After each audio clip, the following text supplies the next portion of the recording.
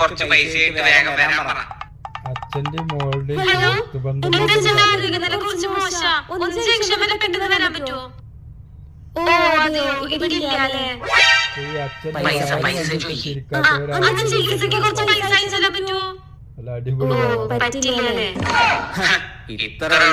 ആത്മാർത്ഥ സുഹൃത്ത് ഫോൺ കാണിക്ക്.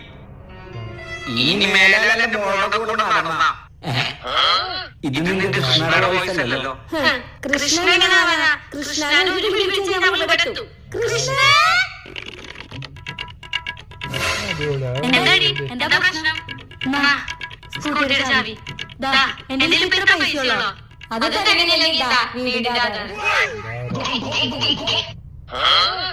അപ്പൊ നീ ആരെ വിളിച്ചേ?